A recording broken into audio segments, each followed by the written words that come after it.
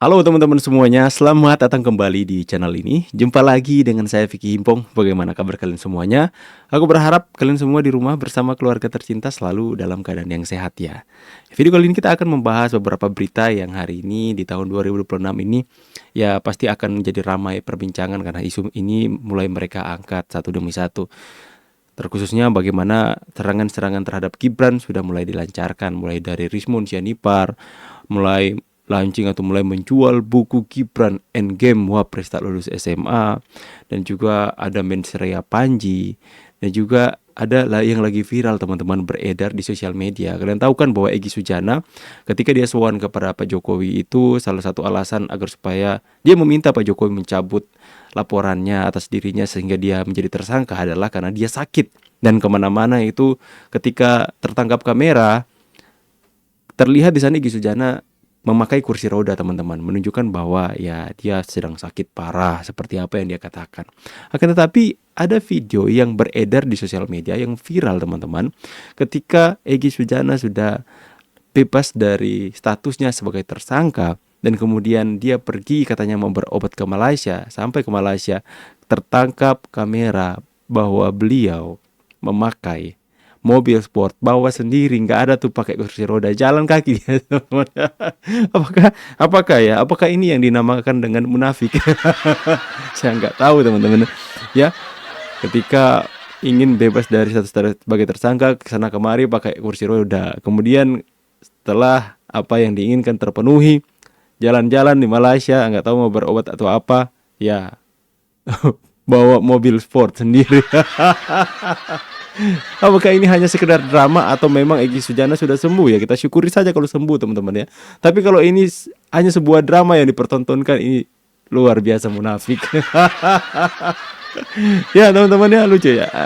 Dan juga ada video ya, ada juga beberapa video yang menarik juga untuk kalian dengarkan, di mana YouTuber Nusantara ya yang diwakili oleh Bang Bill ya sepertinya akan melaporkan Rismon Sianipar karena dia diduga melakukan tindakan pembohongan publik teman-teman. Mungkin terkait dengan ijazah S2 dan S3-nya. Kata Bang Bill dalam sebuah podcast, dia mengatakan bahwa ada beberapa timnya yang sedang mengumpulkan bukti-bukti yang kuat untuk melaporkan Rismon Sianipar. Wah, ngeri teman-teman ya. Itu adalah harapan kami semua ya, agar supaya selama ini masyarakat sudah ya bisa dikatakan dibodohi lah teman-teman, dengan dia menghadirkan atau menyuguhkan kepada masyarakat bahwa dia adalah seorang peneliti S2 S3 dari Jepang, yang kemudian itu memaksa masyarakat, memaksa publik untuk ya mau tidak mau percayalah kepada dia karena latar belakang pendidikan seperti itu, sehingga banyak yang tertipu. Dan itu nanti yang akan dilaporkan teman-teman ya. Nanti kita akan update, kita saksikan dulu sama-sama bagaimana video-video yang lagi beredar hari ini. Itu kita akan kirim ke Donald Trump. Nah, bisa kita kirim ke negara-negara BRICS, ya kan? Indonesia berada di dalamnya. Terus kita kirim ke UN, United Nations. Itu di sini. Ya, kita kirim nanti ke negara-negara tersebut biar tahu mereka. Oh, alah. Indonesian Vice President gak lulus high school. Aduh. Gak lulus high school, tapi gayanya selangit ya, pantas lah. Orang dia anaknya mantan presiden Indonesia, ya pada saat dia mencalonkan diri, ya bisa aja ditukang-tukang semua. Modal surat keterangan, ya surat keterangan dinilai memiliki pengetahuan setara dengan SMK Peminatan Akuntansi dan Keuangan. Dinilai pengetahuan setara dengan SMK Peminatan Akuntansi dan Keuangan. Saya tanya kepada dokter. Ya, konsisten lah ya dengan apa yang dia katakan bahwa 2026 mereka akan menyerang Wapres Gibran teman-teman. Ternyata Rismon dan Tifa itu nggak beda jauh teman-teman.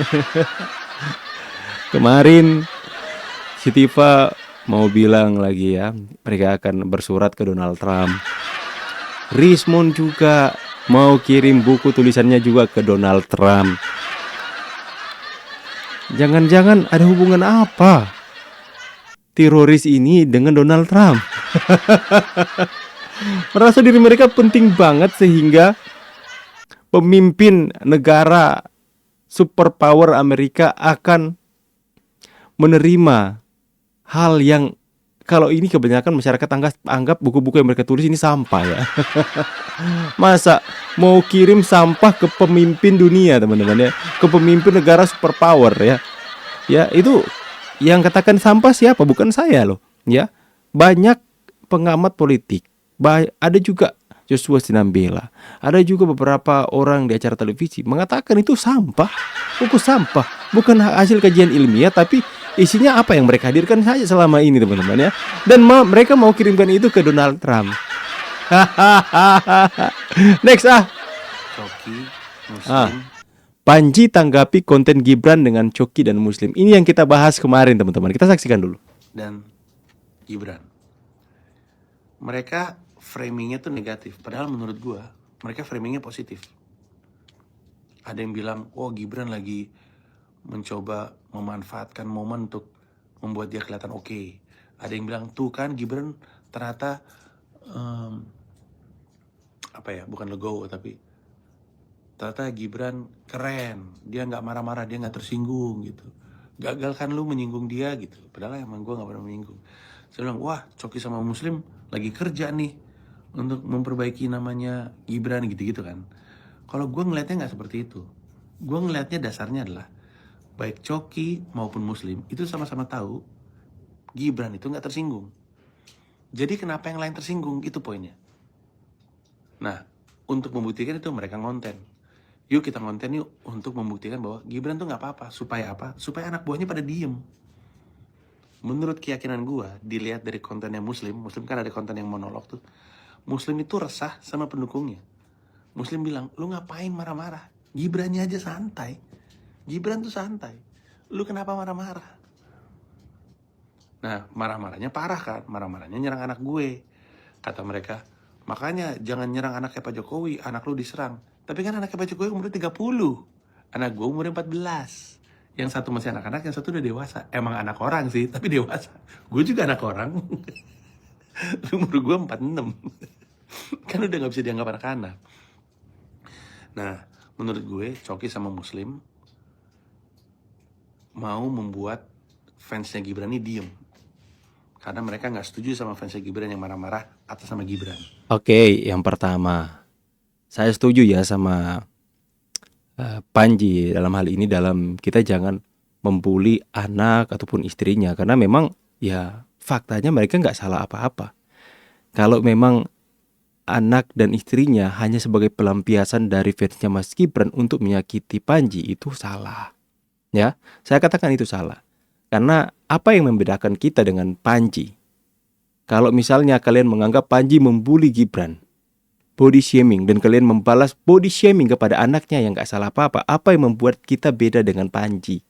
Ya, jadi menurut saya tidak bisa seperti itu. Dan kemudian yang kedua, Coki, kata Panji, Coki dan Tretan mau membuat agar supaya fansnya Mas Gibran diam. Kita tidak bisa mengendalikan perasaan dan sikap banyak orang. Tidak bisa lah, ya. Apalagi misalnya fans fanatik, itu tidak bisa. Kita tidak bisa untuk mengatur agar orang gak marah jika ada junjungannya itu dikata-katai. Tidak bisa, ya.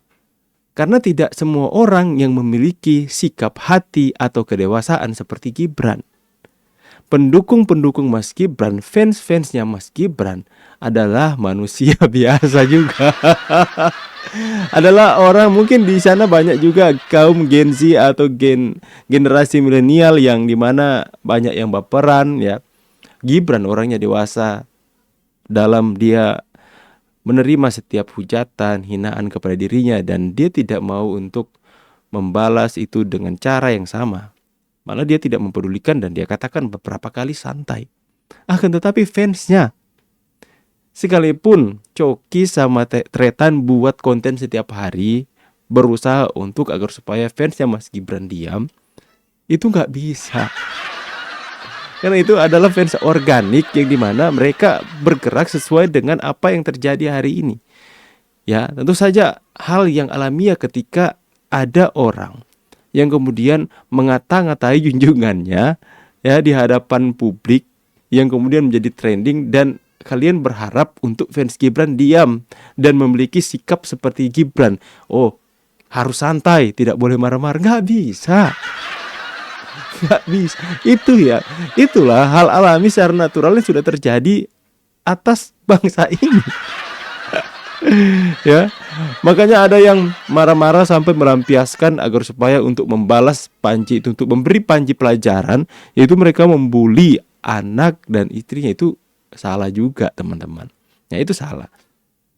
Ya, makanya ya setidaknya at least kita memberikan edukasi kepada fans atau pendukung Mas Gibran. Saya juga pendukung Mas Gibran, tapi saya tidak mau untuk mengajak subscriber di channel ini untuk kita ikut cara yang mereka pakai. Karena sekali lagi saya katakan, kalau kita ikut membuli, membalas bulian dengan bulian, itu kita tidak membedakan kita dengan kelompok mereka.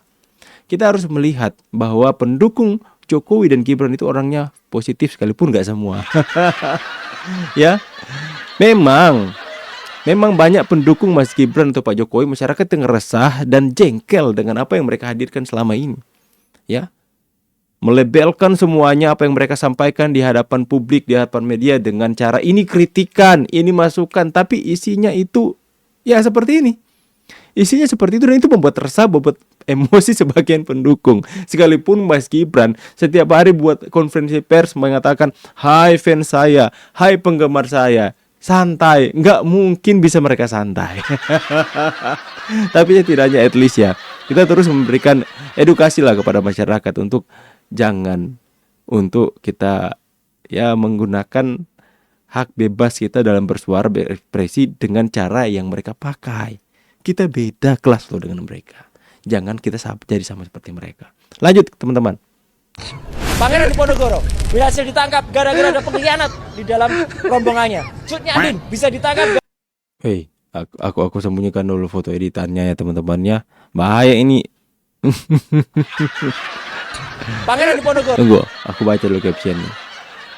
Halusinasi tingkat tinggi Roy Panji menganalogikan perjuangannya seperti Pangeran Diponegoro, Cut Nyak-Din dan Teguh Umar. Sementara penelitiannya aja berdasarkan fotokopian dan mulutnya rombeng mecah belah masyarakat. Berhasil ditangkap gara-gara ada pengkhianat di dalam rombongannya. Cut Nyak-Din bisa ditangkap gara-gara pengkhianat juga. Demikian juga Teguh Umar dan lain sebagainya.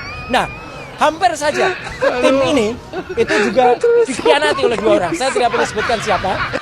Pangeran Diponegoro berhasil ditangkap gara-gara ada pengkhianat. Jadi kalau menurut Mas Gibran sendiri, Panji lucu berarti orangnya ya? Lucu. Kalau nggak lucu nggak mungkin nomor 1 di Netflix. Ini dia. Panji sama Roy Suryo lucuan mana? Yang menghibur Mas Gibran. Mungkin Panji lucu, tapi secara personal yang menghibur Mas Gibran, Panji atau Roy Suryo? Dia kok lucu banget. Beda ini. Beda genre komedi. Beda genre. Kok beda genre komedi? Maksudmu? Maksudnya beda genre kan. Beliau kan lebih ke ini, beliau lebih ke informatika. Enggak. Panji komedi. Iya. Iya maksudnya. Pak Roy Suryo tentang IT lah. IT. Ah, itu dia betul. Spesialis laminating ijazah. Spesialis laminating ijazah. Lucuan mana, Panji atau Roy Suryo? Panji atau Panji ya? Aduh. Hadir atas nama rakyat Indonesia untuk melakukan ini dan Selalu bawa nama rakyat.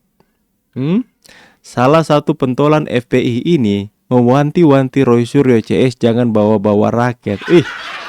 Tumben ya. Inilah kehebatan Pak Jokowi teman-teman ya. Bisa mengubah mereka yang dulu menyerang, sekarang bisa menjadi membela. kami menyatakan. Nah, saya bilang stop, Bang Egy, udah kita jangan lanjutin. Biarlah mereka tempur. Cebong sama cebong biar berantem aja. Kita ini nonton. Ambil tikar, taruh kopi, nontonin mereka berantem.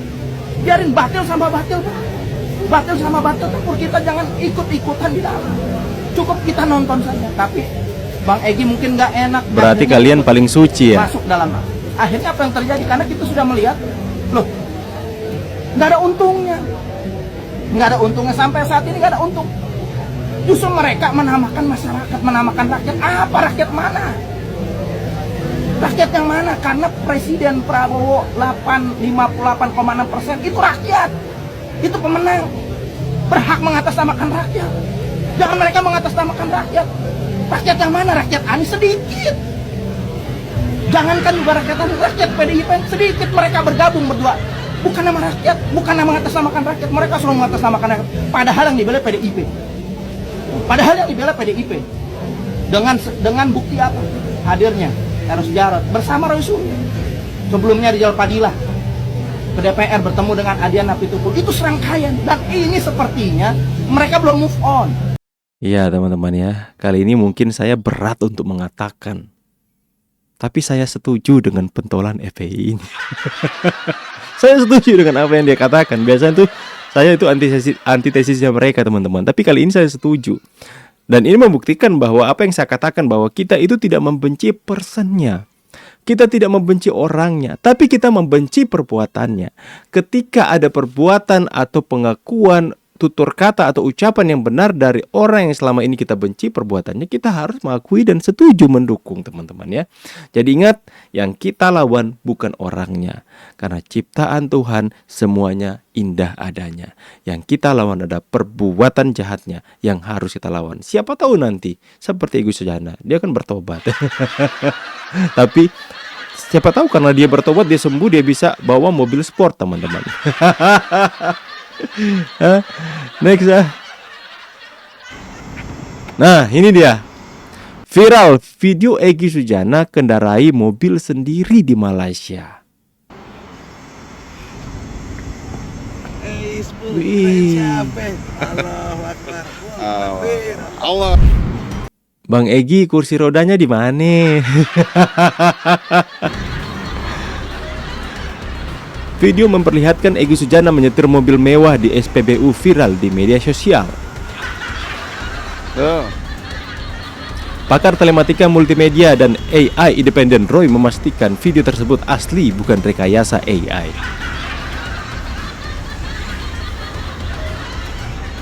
Asik kali pak. Aku kira turunnya mau pakai kursi roda, ternyata jalan kaki.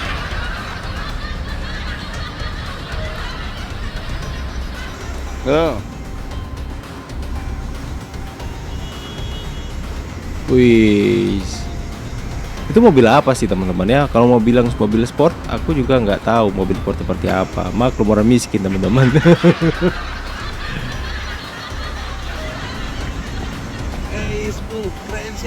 Wih, Allah Akbar.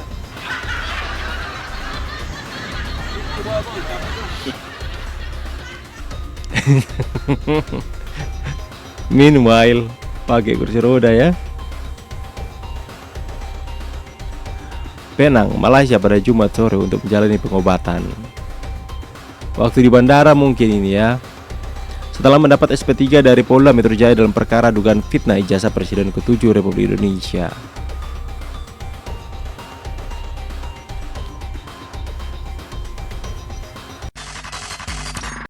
Next. Thank you very much. Ini untuk dari Bandrismom buku Gibran di game gitu ya. Ini luar biasa. Jadi ini buku karya ilmiah hasil penelitian. Rugi Anda hidup kalau Anda karya tidak membaca fitnah. itu. Karena hidup kita itu karena informasi. Karya kita kaya fitnah. karena kita kaya informasi. Dan pastinya adalah informasinya valid. Buku ini Valid. saya akan persembahkan nanti serahkan ke Pak Abraham Samad. Biar beliau tambah dapat informasi yang lebih valid. Terima kasih Pak Rizwan. Terima kasih, Bang. Tidak membaca ini. Karena Apa dia bilang? Apa dia bilang? rugi Anda hidup kalau Anda tidak membaca ini. Hidup terlalu berarti untuk kita jalani ya, dengan berbagai hal yang bermanfaat, dan tidak akan pernah rugi selama sama sekali kami hidup dengan tidak membaca buku karangan fitnah dari Richmond Sianipar. Ya, dia mengatakan rugi Anda hidup kalau Anda tidak baca buku Gibran Endgame karya Richmond Sianipar. Saya katakan bersyukur, beruntung saya hidup dengan tidak ikut-ikutan dalam karya fitnah mereka.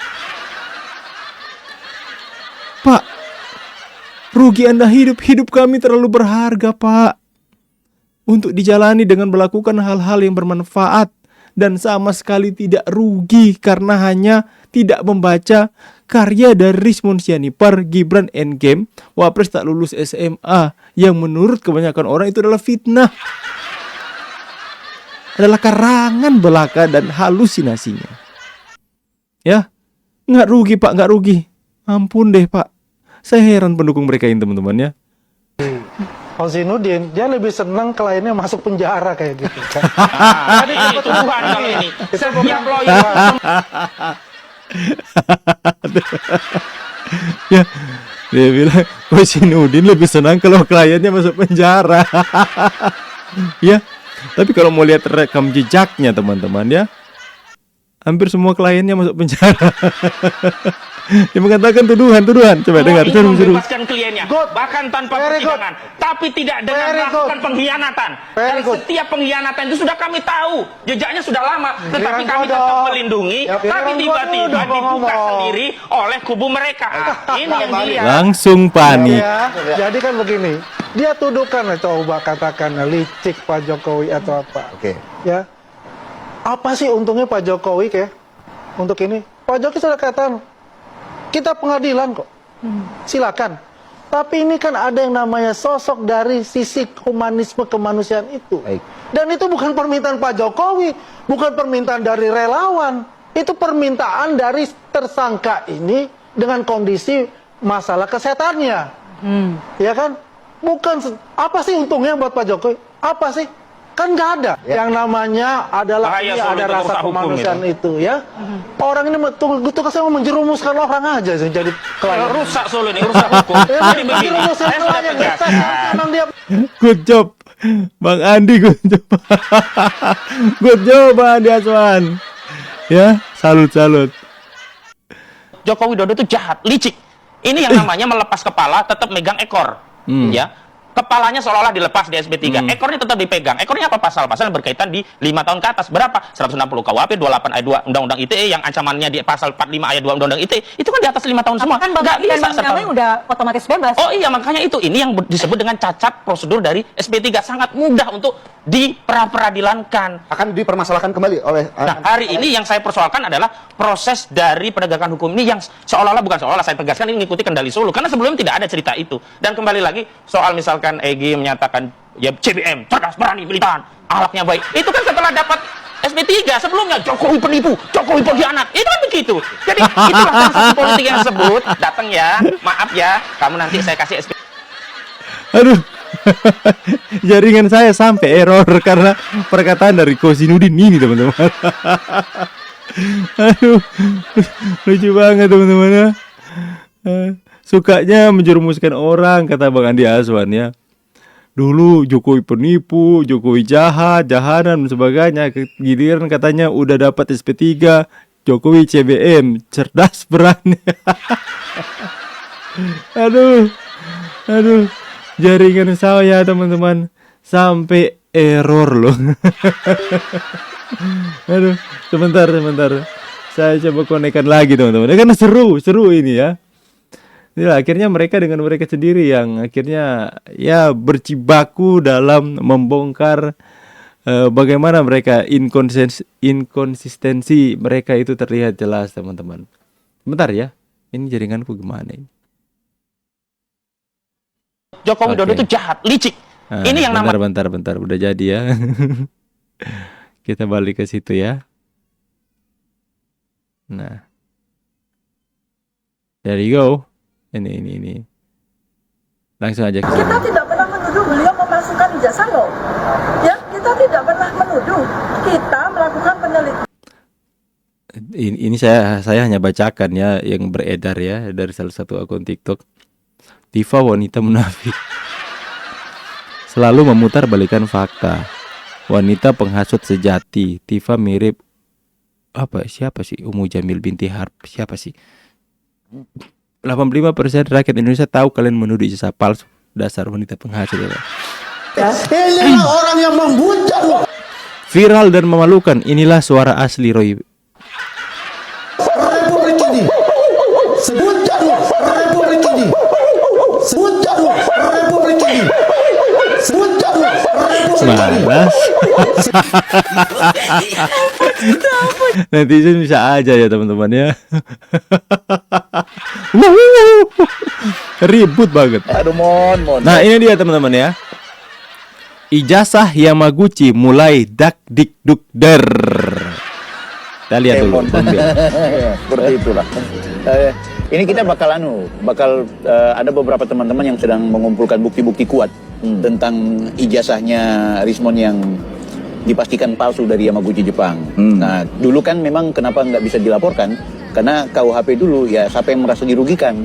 Nah, sekarang kan ada namanya di KUHP itu siapa yang menyebarkan informasi bohong, dan informasi bohong itu membuat orang akhirnya berpotensi kerusuhan, jangankan kerusuhan, berpotensi kerusuhan, maka penyebar berita hoax itu bisa dilaporkan. Nah, Rismon di beberapa titik dia menginformasikan bahwa dia sebagai ahli, dia sebagai peneliti, lulusan Yamaguchi, ya. Doktor S3. Waktu dia sampaikan dia punya ijazah, ternyata ijazahnya nggak sama dengan ijazah asli miliknya Yamaguchi. Dan terkonfirmasi dari kampus Yamaguchi memastikan Rismon tidak pernah lulus kuliah, ya kan? Dan segala macam data-data dan bukti. Nah, kemarin dia menjadi saksi di sidang KIP, Komisi Informasi Pusat. Dia mengklaim bahwa dia alumni luar negeri yang kemudian bikin SK penyetaraan, sehingga itu dia meragukan SK penyetaraan miliknya Gibran. Nah, berarti kan dia sedang membohongi pengadilan dan membohongi publik. Ya. Nah, jadi beberapa teman-teman sedang menyiapkan data, bukti secara konkret, dan beberapa momen lagi bakal dilaporkan ke Polda Metro Jaya. Ya. Menurut ente, apakah Rismon akan berada di ujung tanduk atau tetap dia seperti laki-laki siantar yang luar biasa itu? Tadi saya sudah bilang di awal, yang mereka bangun sekarang adalah penebalan citra diri. Artinya begini, kalau besok hari benarlah bahwa Lai satu ini, Rismon ini adalah seorang pemalsu ijazah, dan orang yang mengaku-ngaku lulusan Universitas Yamaguchi atau universitas manapun yang dia mengaku pernah berkuliah di sana, dan ketika faktanya bahwa memang dia berdusta, dia sudah memenangkan hati orang sekolah dengan dia, Bang. Artinya apa? Rismon akan tetap memperlihatkan sikap model dia, karena besok hari yang akan dia bilang saya dikriminalisasi, saya dizolimi. Inilah karena saya bicara kebenaran, akhirnya saya harus dijadikan pesakitan. Gitu loh. Artinya jangan pernah bermimpi Rismon akan turunin gas. Enggak. Rismon akan tetap tancap gas. Kenapa? Karena dia ini sudah terlanjur basah. Orang-orang ini tidak lagi berpikir tentang kerugian akan mereka hadapi. Tidak. Tapi setidaknya ada poin ketika mereka besok jadi pesakitan, maka tetap negara akan tertulis zolim. Jangan lupa Bang Bil, orang-orang sekolah dengan mereka menganggap mereka ini pahlawan. Nah, kalau pahlawan itu kentutnya pun harum di mata pengikutnya. Di mata pengikutnya, kentutnya pun harum. Wangi sekali gitu. Itu gitu loh. Artinya berbohong pun Rismon akan dipercaya. Berbohong pun.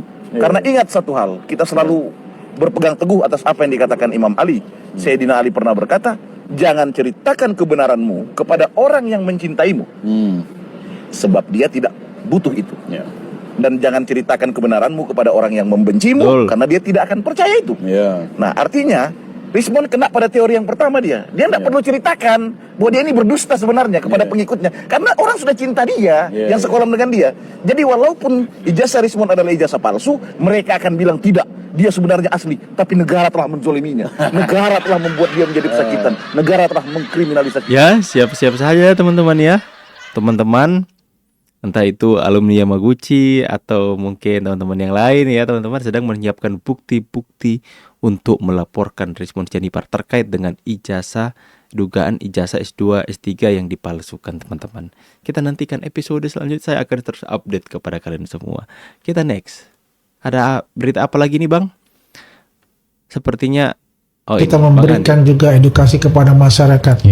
Dan kita juga membongkar skenario-skenario jahat yang akan dilakukan oleh mereka. Ini terbuka semua. Ya kan? Memang beberapa celah yang mereka akan lakukan. Salah satunya yang ada di Solo itu kan, pengadilan CLS itu. Ya, saya rasa juga apa yang dilakukan, tiba-tiba ada seseorang katanya kakaknya tapi sudah meninggal mengatakan dia mempunyai ijazah itu, ya kan, yang bersimbol bahwa itu warnanya merah, ya meterannya kan.